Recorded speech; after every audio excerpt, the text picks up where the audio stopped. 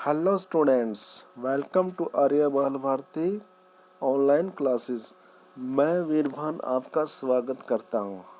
हम पढ़ रहे थे क्लास 10 का पॉलिटिकल साइंस का चैप्टर सेकंड फेडरलिज्म यानी कि संघवाद, और हम आ गए थे इसमें टाइप्स ऑफ फेडरेशन यानी कि संघवाद के यानी कि संघों के रूप प्रकार।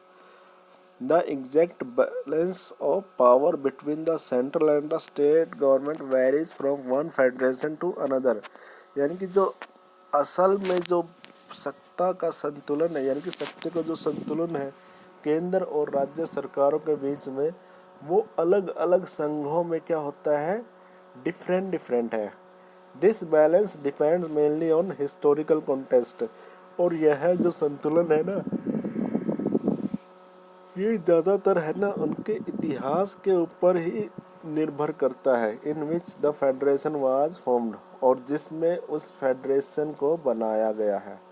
देर are two kinds of routes through which federation have been formed. यहाँ पर दो प्रकार के रूट है जिसमें कि संघों का निर्माण किया जाता है। The first route involve independent states coming together. पहला जो तरीका है इसमें क्या होता है, जो इंडिपेंडेंट स्टेट है यानी कि आज़ाद जो राज्य है वो एक होते हैं on their own to form a bigger unit, और मिलके वो एक बड़े यूनिट का निर्माण करते हैं यानी कि बड़े संघ का निर्माण करते हैं। So that bye pooling sovereignty and retaining identity they can increase their security। और इस प्रकार वो क्या करते हैं, अपनी सोवरेनिटी को यानी कि प्रभुसत्ता को, एंड रिटेनिंग आइडेंटिटी और अपनी पहचान को बना के रखती है, and they can increase their security, जिससे कि वो अपनी सिक्योरिटी यानी कि सुरक्षा को भी बढ़ा लेती है।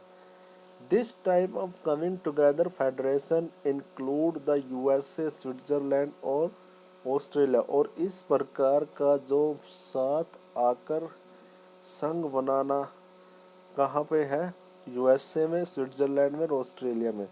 इन कंट्री में इस प्रकार का यानी कि साथ आकर संघ बनाना यानी कि साथ मिलकर संघ बनाना, वहाँ पे एक टाइप है संघ का। वहाँ पे क्या है कि राज्यों की जो नागरिकता वो अलग है और सेंटर की अलग है, और वहाँ की गवर्नमेंट राज्यों की अलग है, सेंटर की अलग है। जैसे फॉर एग्जांपल यूएसए का ले सकते हैं।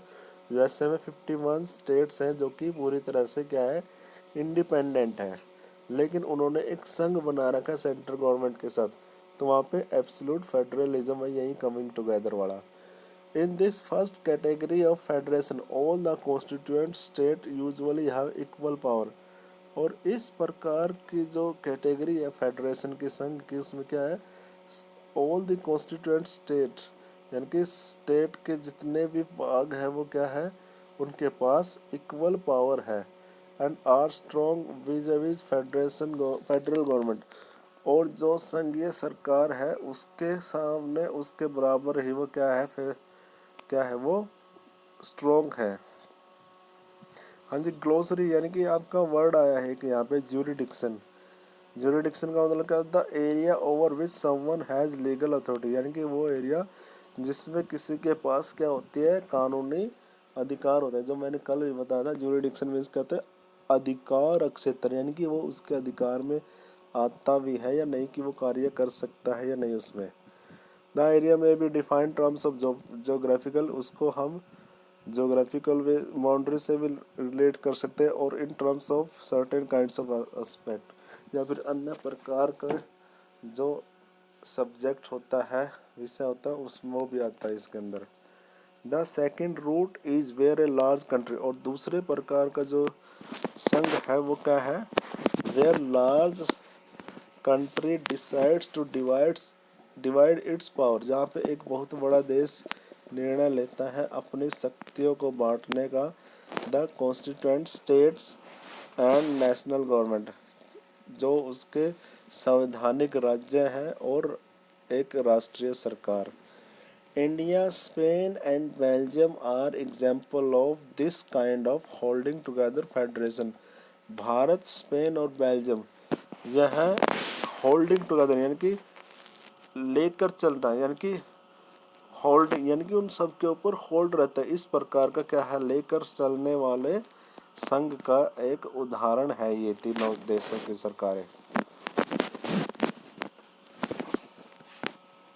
हाँ जी, in this second category the central government tend to be more powerful which the state. और यहाँ पे क्या होता है, इस सेकंड कैटेगरी में जो सेंट्रल गवर्नमेंट है वो राज्य सरकारों की कंपेयर में बहुत ज़्यादा क्या होती है, ताकतवर होते हैं। वहाँ पे कमिंग टुगेदर में तो क्या था, दोनों के दोनों इक्वल थे, लेकिन यहाँ पे क्या है, ज़्यादा पावरफुल कौन है, central government. Very often government constituent different constituent unit of the federation have equal powers. और यह काफ़ी अक्सर होता है कि जो कॉन्स्टिट्यूएंट यूनिट है, जो फेडरेशन है कि इनके संघ के जो राज्य हैं उनके पास अलग अलग क्या होते हैं, अनइक्वल पावर होते हैं, यानी कि उनके पास असमान क्या होती है, शक्तियाँ होती हैं। Some units are granted special powers. और कुछ यूनिट्स को यानी कि कुछ संघों को तो क्या दे दी जाती है, उनको विशेष शक्तियाँ दे दी जाती है। Some Nepalese citizens were discussing the proposal of the adoption of federalism in their new constitution. कुछ नेपलीज नागरिक थे जो कि बातचीत कर रहे थे एक नए प्रस्ताव में, जिसमें क्या प्रस्ताव किस चीज़ का था, adoption of federalism in the new constitution, यानी कि नए संविधान के अंदर संघवाद को अपनाना, उसके उस प्रस्ताव के ऊपर वो डिस्कस कर रहे थे। This is what some of them said. और इसमें से कुछ ने जो कहा वो ये कहा, Khagraj I don't like federalism. Khagraj नाम का एक व्यक्ति है नेपालीज, वो क्या कहता है कि मुझे संघवाद पसंद नहीं है। It would lead to reservation of seats for different caste group as in India. इसमें क्या होगा कि अलग अलग प्रकार की जो रिजर्वेशन यानी कि आरक्षित सीटें हो जाएंगी ग्रुप के, कास्ट ग्रुप की तरह, कास्टों के समूह के, जैसे कि भारत में हुआ था। ठीक है, ये नेपाल के लोगों की बातचीत चल रही है, तो उसने क्या बोला कि इसको संघवाद पसंद नहीं है। उसमें अगर ये आ गया तो हमारे देश में भारत की तरह क्या हो जाए, कास्ट रिजर्वेशन वगैरह ऐसा हो जाएगा। Sarita our is not a big very big country. Sarita कहते हैं लेकिन हमारा देश तो इतना बड़ा देश नहीं है। We don't need federalism. और हमें संघवाद की आवश्यकता नहीं है। Babulal I am hopeful that Terai areas will get more autonomy if they got their own state government. और वो कहता है कि मैं तो, बाबूलाल कहता है कि मुझे यह आशा थी कि जो तराई एरिया है उसको बहुत ज़्यादा ऑटोनमी यानी कि क्या मिलेगी, उसको स्वायत्ता यानी कि स्वतंत्रता मिलेगी। If they get there own state government, और उनको अपनी सरकार बनाने का मौका मिलेगा। Ram Ganesh I like federalism because it will mean that powers that were earlier enjoyed. वो कहता है कि मुझे लगता है, मुझे फेडरलिज्म यानी कि संघवाद पसंद है क्योंकि इट विल मीन दैट, इसका मतलब यह होगा कि power that were earlier enjoyed by the king, यानी कि जो शक्तियाँ जिनका इंजॉय राजा ने पहले किया था, now be exercise by our elected representative. अब उनको हमारे जो इलेक्टेड लीडर है वही क्या करेंगे, उनको हमारे जनप्रतिनिधि चुने हुए वो उनको क्या करेंगे, यूज करेंगे। If you are participating in this conversation, यदि आप उसमें पार्टिसिपेशन ले रहे थे तो what would be your response to each of this. और इन सब के क्वेश्चंस में ये डिफरेंट पर्सन ने अपने अपने क्वेश्चन और अपने अपने इच्छाएं प्रकट की यहाँ पे, तो आपका उनके रिस्पॉन्स में क्या आंसर होगा। Which of these reflect A wrong understanding of what federalism. और इनमें से कौन से समझ थी जो कि फेडरलिज्म का क्या कर रही थी, गलत मीनिंग निकाल देते हैं। What makes India is a federal country. आगे क्वेश्चन यह है कि भारत को फेडरल कंट्री कैसे बनाया गया है। ठीक है, यानी कि भारत एक फेडरल कंट्री कैसे है। We have earlier seen how small countries like Belgium and Sri Lanka face so many problems. हमने पहले देख लिया फर्स्ट लेसन में कि कैसे बेल्जियम और श्रीलंका जैसे छोटे से देश थे जो उन्होंने बहुत सारे जो डाइवर्सिटी यानी कि विभिन्नताओं को मैनेज करने में कितनी सारी प्रॉब्लम्स का सामना करना पड़ा।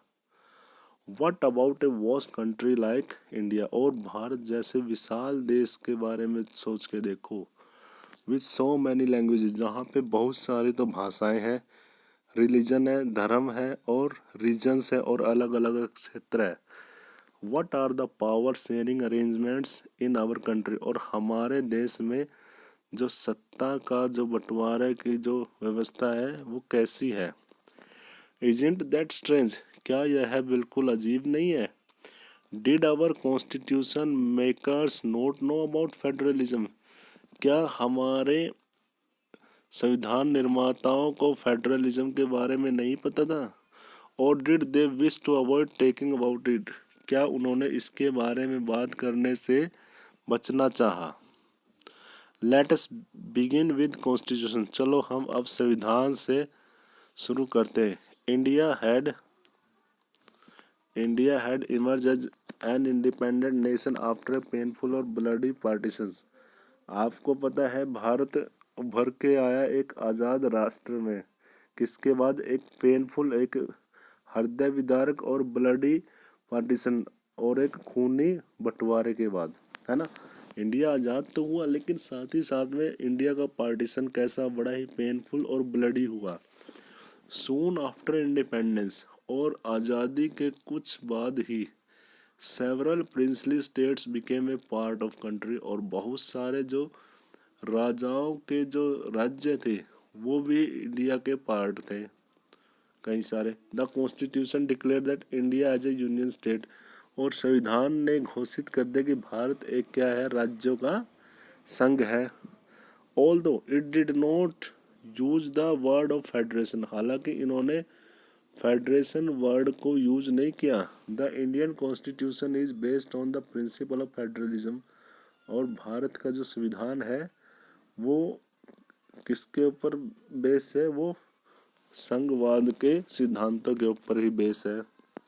Late us go back to 7 features of federalism mention above, अब चलो हम पिछले जो 7 फीचर्स हमने पढ़े थे फेडरलिज्म के बारे में वापस वहीं चलते हैं। We can see that all these features apply to provisions of Indian constitution, हम यह देख सकते हैं कि सारी की सारी जो विशेषताएं थी फेडरलिज्म की वो सारी की सारी भारतीय संविधान के अंदर उनको प्रावधानित कर रखा है।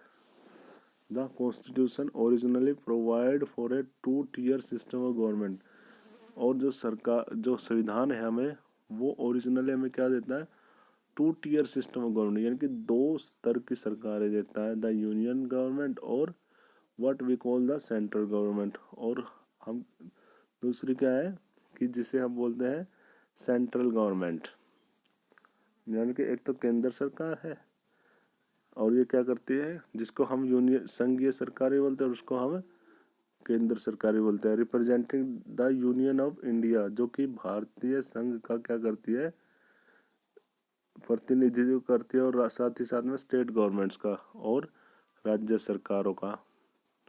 Letter the third tier of federalism was added in the form of panchayat and municipality, और तीसरे प्रकार का जो टियर है वो क्या है, यानी कि जो लेवल है सरकार का वो क्या है, पंचायतें और म्यूनसिपैलिटी, यानी कि गाँव की पंचायतें और शहरों की नगर पालिकाएं।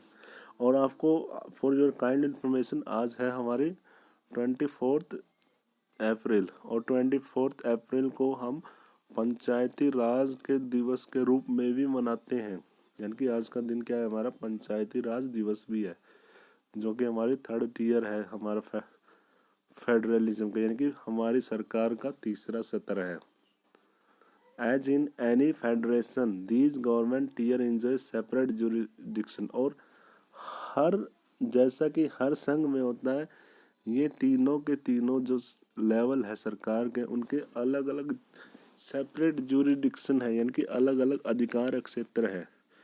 तो constitution clearly provided A 3-fold distribution of legislative power, और इस प्रकार संविधान में स्पष्ट तौर पे तीन प्रकार के ये जो विधायकी शक्तियाँ हैं उनको बांटा गया है between the union government and state governments, राज्य सरकार और केंद्र सरकार के बीच में। Thus it contain 3 लिस्ट, और ये है 3 लिस्टें जिनके बारे में हम पढ़ेंगे। फर्स्ट है यूनियन लिस्ट यानी कि संघ सूची, जिसे कहते हैं हम संघ सूची, यानी कि संविधान में ऐसी लिस्टें बना रखी जिसमें कि इनके अधिकार क्षेत्र को यानी जुरिडिक्शन को क्लियरली मेंशन किया गया है। Include subjects of national importance, इसमें वो ही विषय होते हैं जो कि राष्ट्रीय इम्पोर्टेंस के यानी कि महत्व के जो निर्णय होते हैं, सच एज डिफेंस, जैसे कि होता है डिफेंस ऑफ द कंट्री, देश की सुरक्षा, फॉरेन अफेयर्स, विदेशी मामले, बैंकिंग का, कम्युनिकेशन का, संचार का, और करेंसी यानी कि नोट जारी करने का। ये सारे जो विषय हैं ये किस अधिकार क्षेत्र में, तो यूनियन लिस्ट में, and they are included in this list because we need a uniform policy, और वो इस लिस्ट में इसलिए भी है क्योंकि उनके लिए हमें क्या चाहिए, एक प्रकार की नीति चाहिए in this matter through out the country, पूरे देश में। और इसीलिए इन सब के ऊपर जो the union government alone can make law relating to the subject mention in the union list, और यूनियन लिस्ट में जितने भी विषय हमने अभी मेंशन किए, जिक्र किया है, इन सब के ऊपर केवल और केवल यूनियन गवर्नमेंट यानी कि सेंट्रल गवर्नमेंट ही डिसीजन ले सकती है। Okay, very good. सेकंड है हमारा स्टेट लिस्ट यानी कि राज्य सूची। Contains subjects of state and local importance, इसमें वो विषय होते हैं जो कि राज्य के और राज्य की स्थानीय जो महत्व के निर्णय होते हैं, जैसे कि पुलिस, ट्रेड, व्यापार, कॉमर्स, वाणिज्य, एग्रीकल्चर, कृषि एंड इरिगेशन, सिंचाई, ये सब मामले स्टेट लिस्ट में आते हैं। And the state government alone can make law relating to the subject mention in the state list, और केवल राज्य सरकारें ही इनके ऊपर निर्णय ले सकती है जो कि स्टेट लिस्ट में मेंशन किए गए हैं। थर्ड है कॉन्करेंट लिस्ट, जिसे बोलते हैं समवर्ती। ये जैसे कि नाम से ही वो क्लियर होता है, समवर्ती का मीनिंग कहते हैं जो दोनों से मिलती जुलती है।